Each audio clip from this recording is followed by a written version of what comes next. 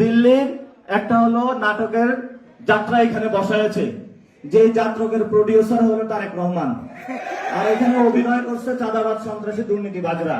বাংলাদেশের যারা ছাত্র জনতার গণ অভ্যুত্থান করেছিল, আমরা যদি মারতাম তাহলে একটা বাংলাদেশে আওয়ামী লীগ থাকতো না। আমরা আইন এবং বিচারে বিশ্বাস করি। আমরা হলো সালাউদ্দিন ভাইয়ের মতন মবতন্ত্রে বিশ্বাস করি না। আমরা হলো বিএনপির মতন মবতন্ত্রে বিশ্বাস করি না। যারা মব করে নির্বাচন কমিশন আপনারা দেখেছেন, দ্বৈত নাগরিক এবং ঋণ খেলাপি, এই যে ঢাকা 11 আসনের বিশিষ্ট সন্ত্রাসী সাহেব আল্লামা কাইয়ুম সাহেব, আরেকজন সন্ত্রাসী আছেন ঢাকা 10-এ তো মনে হয়, ওনার নাম যেন কি, আল্লামা রবিউল ইসলাম চাঁদাবাজি খুনের আসামি। ওনাকে হলো রেলগার্ড, নৌবাহিনী সবকিছু দায়িত্ব দেওয়া হয়েছে। তো ওইখানে বাংলাদেশের সবচেয়ে বড় চাঁদাবাজি চলে, কিন্তু তাকে দায়িত্ব দিয়েছে এটা।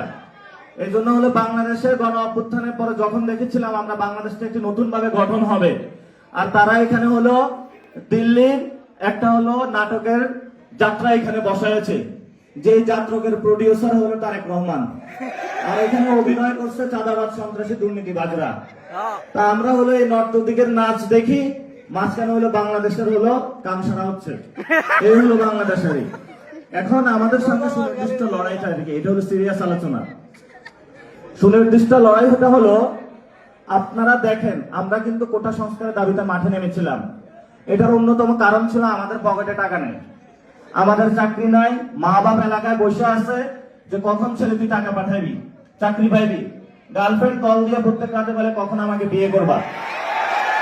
তরুণদের পকেটে চাকরি নাই, তারা বিয়ে করতে পারতেছে না, মা বাপ যে টাকা দিয়ে পড়াশোনা করেছে সে টাকাও রিবেক করতে পারতেছে না।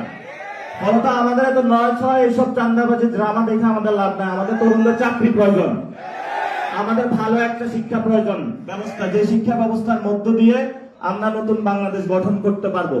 সারাদিন ক্লাসে আইসা এইসব দেখেন না, এখন বিসির কথা কাদেরকে বলা হচ্ছে। বাংলাদেশ ব্যাংকে একজনকে বসিয়ে দিয়েছে সোয়েটার ব্যবসায়ী। এবারে তোর কাজ ছিল হলো শীত আসতেছে, সামনে শীতে হলে কিভাবে সোয়েটার বিক্রি করবে, তোর কাজ। তুমি আসছো বাংলাদেশ ব্যাংক ধ্বংস করতে।